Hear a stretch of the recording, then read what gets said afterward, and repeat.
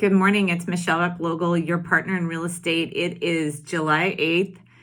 You may see this a day or two later, but I do weekly updates. And today I am reporting the new listings for single family housing in Santa Cruz County is 36. That's up 3 from last week. But listen to this, 36 new listings. Pending and contingent is 50. So do the math there. 36 came on and 50 went into contract. 2 fell through. We've talked about that before. 2 is falling through. That means that people changed their mind or did not go through with the contract.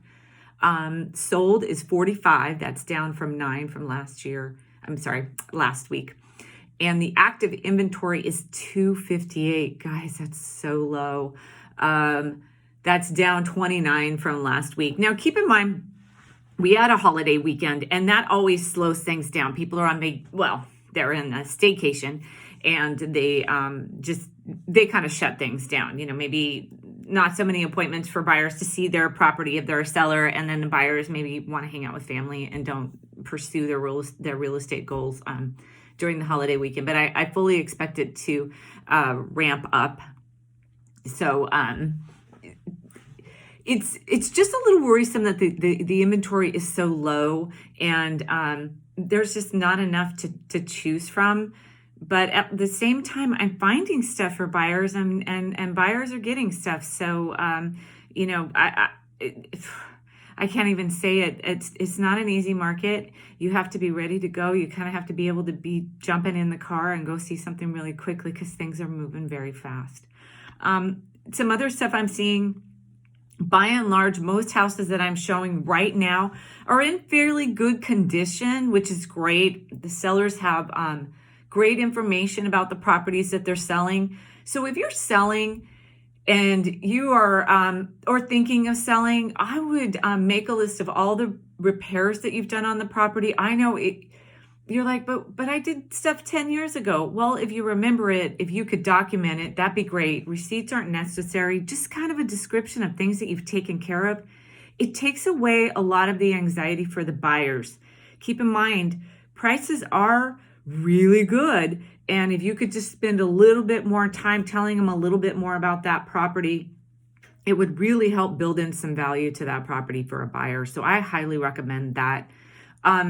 The other thing is just have the house as easy to see as possible. I understand in the days of COVID that we are at a point now where, you don't really want people in your house. I know if I show it, I have a process to showing to make sure I minimize any contact with surfaces. Most agents do. Agents are fairly sensitive to it, but I understand there's some reluctance there, but there's other precautions you can take, and that is just to have hand sanitizer at the door, leave all the lights on, leave closet doors open, leave things open for people to see, make access easy, less hands-on. I mean, there's stuff that you can do. But that's about it. It's a really busy market out there, and there is a lot of competition. And I know we could go to a property and it seems like nobody has visited that property and there's no interest in it. Well, that's because the appointments are being blocked out in such a way that we don't see the other comings and goings of buyers interested in that property because of the COVID restrictions. So don't get the idea that because you don't see activity there that there's no interest there. And then the other thing is, I'm going on 4 minutes. I wanted to make this a shorter video. But lastly, I want to dispel the myth that people aren't buying real estate. I have talked to so many people in the last week who have said, oh, well, with how unsteady the economy is and the election and COVID, nobody's buying real estate. That is not true, and you're going to get left out in the cold with that kind of thinking. You really understand that there's some competition out there and you need to be ready. Keep looking. Don't buy just anything. I'm not saying that. I'm just saying that when you find a property and you like it, be prepared. Go all in, and it's probably going to take a little bit of effort.